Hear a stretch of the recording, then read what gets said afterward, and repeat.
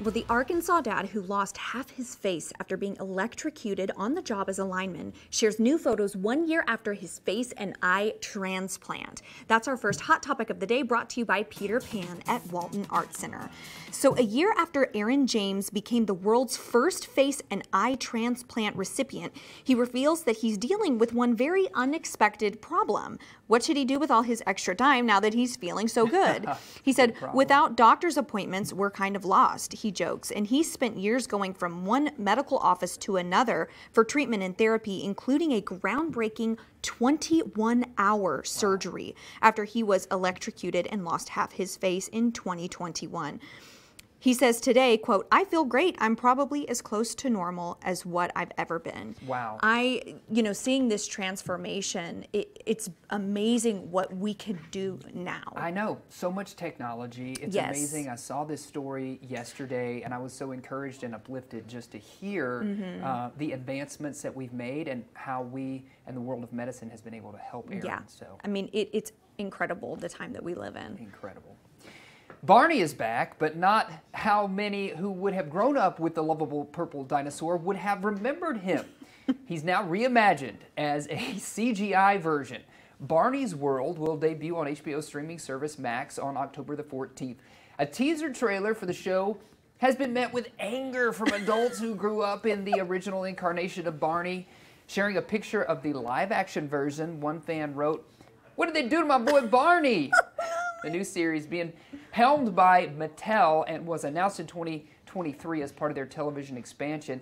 It's the first time Barney has had his own show in 14 years, with the first becoming a gigantic success, running from '92 until 2010 and consisting of more than 240 episodes. Let me tell you something.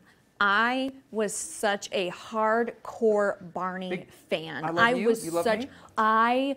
Literally, he was my rock star, okay? So when I saw this, I mean, you know, of course I'm not angry, but I was so like, mad.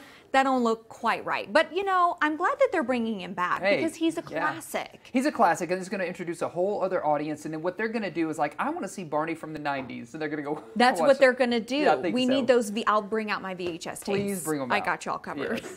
Well, kind of another throwback. So Jodie Benson is welcoming her daughter into another part of her world. Yesterday, the actress who voiced Ariel in Disney's 1989 film The Little Mermaid shared an emotional post on social media as she reflected on her daughter Delaney's run as the same character in a Miami-based production.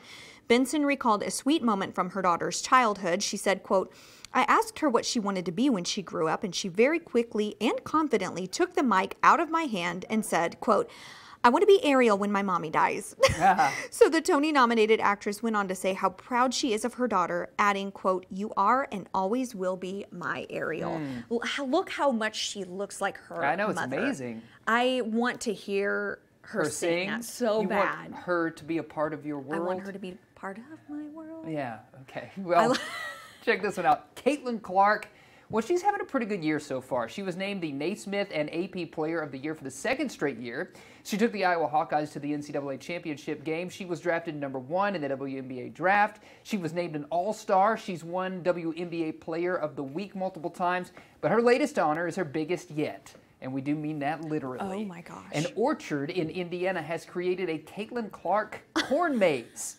The orchard said, "We are celebrating women sports by designing our maze in the likeness of Caitlin Clark. Her incredible success and impact on the WNBA is a huge inspiration." So look at that. I mean, goals. Goals. That is goals. To have That's when you know you've hit it big.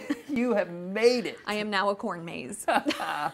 Oh, that's hysterical. Well, as we said earlier, the MTV Music Video Awards are tonight, and when oh my gosh, I'm getting tongue-tied. I'm just so excited. So excited to announce one this. artist could make history. Of course, that's Taylor Swift. She could become the most awarded musician in VMA history. So this year she's up for 12 awards, and if she wins 8 of them, her career total will be 31. Now, the current record holder is Beyonce with 30 career VMA awards.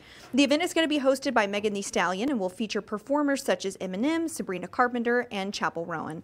Katy Perry will get the big award of the night, the Video Vanguard Award, MTV's version of a Lifetime Achievement Award. Okay. So exciting stuff. Exciting stuff. I don't know if she can get all 8, but I mean... I think she probably... Remember when that one year she won all those Grammys, Yes. and you could see the picture of her holding all of them Yeah. in her little arms, just cradling them. It's been an amazing year for music, that's for sure. Yes, and an amazing year for T Swift. Absolutely, yeah.